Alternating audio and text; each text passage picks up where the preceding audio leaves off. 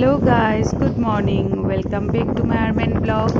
আকৌ এটা খুব ধুনীয়া ব্লগ লৈ আপোনালোকৰ আগত আৰু ৰাতিপুৱাৰ পৰাই এয়া ফুলখিনি দেখুৱাই পেলাই ব্লগটো ষ্টাৰ্ট কৰিলোঁ। আৰু দেখিছেনে কি অৱস্থা চাৰিওফালে। যোৱাকালি ৰাতি 27 মে' কি যে অৱস্থা, ধুমুহা বতাহ চাৰিওফালে। আৰু ৰাতিপুৱাই পুৱাই গোটেই ৰাতিটো টোপনি নহ'লে ৰাতিপুৱাই পুৱাই উঠিছোঁ। একদম মানে গা চা বেয়া লাগিও আছে। আৰু এয়া দেখুৱাই আছোঁ আপোনালোকক। বতাহটো অকণমান সময় আহে, আকৌ গুচি যায়, আহে গুচি যায়। ইমান ধুমুহা সাংঘাতিক। আৰু এতিয়াও মেঘৰ অৱস্থা চাওকচোন, আন্ধাৰ হৈয়ে আছে। আৰু স্কুল আছে যিহেতু সেইকাৰণে ওলাব লগা হৈছে আৰু ৰেডি হ'ব লগা হৈছে। এতিয়া ৰাতিপুৱাই পুৱাই ৰুটি বনাই আছোঁ, যিহেতু ব্ৰেকফাষ্ট ৰেডি কৰিব লাগিব আৰু লগতে নিজৰ কাৰণেও টিফিন ৰেডি কৰিব লাগে। সেয়া সোনকালে বনাই আছোঁ। আৰু ৰাতিতে ৰাজমাহ ভিজাই থৈছিলোঁ, ভিজাই মানে সিজাই থৈছিলোঁ একচুৱেলি। গোটেই ৰাতি কাৰেণ্ট নাই, তাৰপিছত ফ্ৰিজত আছিলে। তথাপিতো এতিয়া সোনকালে সম্ভাৰ দি ল'ম। মোবাইলটো হাতত লৈ এনেকৈ ব্লগ কৰিব নোৱাৰোঁ ৰাতিপুৱা সময়ত। তথাপিতো আজি অকণমান চেষ্টা কৰিছোঁ আপোনালোকক দেখুৱাবৰ কাৰণে। এই ৰাতিপুৱা ৰুটি বনোৱাটো ডাঙৰ কথা আৰু এনেকুৱা হৈ যায়, সময় বহুত গুচি যায়। তথাপিতো কৰিবই লাগিব, উপায়টো নাই। সেয়া ৰেডি হৈ লওঁ। সাংঘাতিক কথা হৈছে, বতাহ বৰষুণ ইমান বতাহ। তাকে স্কুল যাব ওলাইছোঁ, নাজানো ৰাস্তাত বা কি হৈ আছে। এয়া মাত্ৰ আৰু ৰাতিপুৱা গোটেই ৰাতিটো টোপনি নাই, একদম গা চা বেয়া লাগি আছে। আৰু এতিয়া স্কুললৈ যাব ওলাইছোঁ। আৰু স্কুললৈ ওলাই আহোঁতে এয়া ৰাস্তাৰ কাষতে চাৰিওফালে ইফালে গছৰ ঠানি, সিফালে কিবা বতাহত উৰি আহিছে। একদম এনেই স্কুলবিলাক বন্ধ দিছে বুলিয়ে গম পাইছোঁ। এয়া ভৰলুৰ এইখিনিতে গছৰ ঠানি ভাঙি একদম সাংঘাতিক অৱস্থা। আৰু কিছুমান ঠাইতো বহুত কিবাকিবি ক্ষতি হৈছে। স্কুললৈ গৈ পাওঁ। আৰু স্কুলৰ পৰা আজি সোনকালে যিহেতু ছুটি হৈ গ'ল, আৰু আহি পেলাই ভাত চাত খাই পেলাই অকণমান ৰেষ্ট ল'লোঁ। চাৰিওফালে বতাহ ধুমুহাৰ দৰে হৈয়ে আছিলে, বতৰটো বেয়া হৈ আছিলে। তাৰপিছতে আকৌ আবেলি সময়ত, যিহেতু আজি মংগলবাৰ আৰু ভেজ হয়, সেইকাৰণে ভাবিলোঁ চুজিৰ এটা কেক বনাওঁ, চিম্পল কেক আবেলি খাবৰ কাৰণে। আৰু দৈ আছিলে ঘৰত, দৈ, গুড়, চুজি আৰু কোকো পাউডাৰ, বেকিং পাউডাৰ, অকণমান ৰিফাইন, এইটো যিটো জানে আৰু সকলোৱে জানে। এনেকৈ বনায়ে চিম্পল কেক এটা কেৰাহীতে বহাই দিম, কাৰণ যিহেতু কাৰেণ্টটো ডিষ্টাৰ্ব হৈ থাকে, ক'ব নোৱাৰোঁ।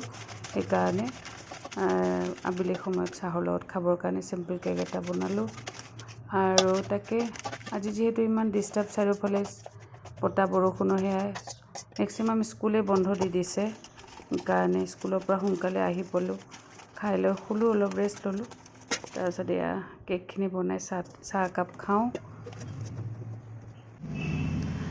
আৰু এতিয়া মই অকণমান বজাৰলৈ যাব ওলাইছোঁ। আৰু যিহেতু আবেলি সদায় লাগেই বজাৰ, আৰু আজি হৈছে শুকুৰবাৰ আৰু অহাকালি শনিবাৰ ৰবিবাৰ যিহেতু স্কুল নাথাকে। আৰু আজি অকণমান বজাৰ চজাৰ কৰোঁ, যিখিনি সপ্তাহৰ বজাৰ অকণমান থাকিলে কেতিয়াবা কৰি লওঁ। আৰু একচুৱেলি দুদিনমান ব্লগে কৰা নাই, কিবা এটা অসুবিধাৰ কাৰণে। পিছত কেতিয়াবা জনাম আপোনালোকক। আৰু সেয়া বজাৰখিনি কৰি লওঁ, তাৰপিছতে আকৌ কি কৰোঁ দেখুৱাই আছোঁ আপোনালোকক। আৰু বৰষুণ দিয়াৰ পিছত ইমান যে গৰম পৰিছে, তাকে মই এতিয়া ৰখি আছিলোঁ বজাৰখিনি ল'বলৈ। বজাৰখিনি লোৱা হৈ গ'ল। এতিয়া বজাৰখিনি লৈ পেলাই ঘৰলৈ গৈ আছোঁ আৰু দেখুৱাই আছোঁ আপোনালোকক। এইখিনি বজাৰ লৈ ল'লোঁ, লৈ পেলাই অলপ ফ্ৰুটছো ল'লোঁ, আম ল'লোঁ, আম যিহেতু ভাল পাওঁ। এইখিনি লোৱাৰ পিছত বহুত সময় ৰখিবলগীয়া হ'ল। আৰু তাৰপিছতেই মাক লৈ পেলাই অকণমান ওলাই গ'লোঁ। আৰু ইয়াতে যে দীঘলী পুখুৰীৰ ওচৰত দোকানবিলাক আছে, ফুচকা, চাট, এনেকুৱা। মাৰ বহুত দিন পিছত ওলাই আহিছে, ফুচকা খাবলৈ মন গৈছিলে। কিন্তু ফুচকা মাক গাড়ীত কেনেকৈ দিওঁ, সেইকাৰণে মাৰ কাৰণে চাট অৰ্ডাৰ কৰিলোঁ 1 প্লেট, আৰু মই ফুচকা খাবলৈ লৈছোঁ। আৰু ইয়াতেতো চব বস্তুৱে পায়, কিন্তু চব বস্তু খাব নোৱাৰি। বেলেগ বস্তুবিলাক ভয়ো লাগে, কিন্তু ফুচকাটো যে নিজে বনোৱাতকৈ বেলেগে এনেকৈ বনাই দিলে খুব টেষ্টি হয়। সেইকাৰণে এওঁক ক'লোঁ বহুত দিন পিছত একো নহয়, এমাহ ডেৰমাহমান হৈ গ'ল, অকণমান খাওঁ। সেয়া ইমান যে টেষ্টি, কি বঢ়িয়া, তাকে এওঁক কৈ আছোঁ। এওঁতো একেবাৰে নাখায়, মানে এইবিলাক বস্তু ভাল নাপায় আৰু তাৰপিছতে মই ফুচকা খালোঁ, খাই পেলাই মাৰ কাৰণে অকণমান চাট লৈ গ'লোঁ।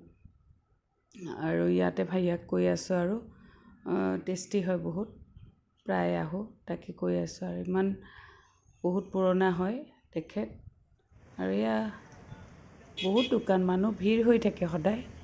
আৰু মা এতিয়া ফুচকা নহয়, চাট খাই আছে। আৰু এয়া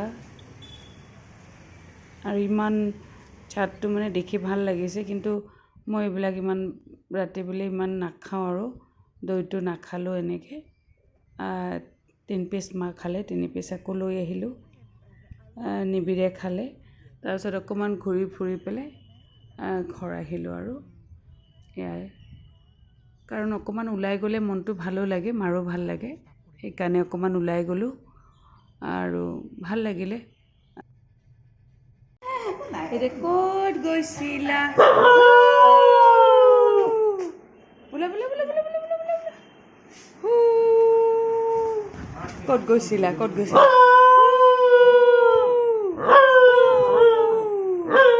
এইটো মানে ছিগনেল আৰু তাৰ। ক'ত গৈছিলোঁ আমি? ক'তো যোৱা নাই।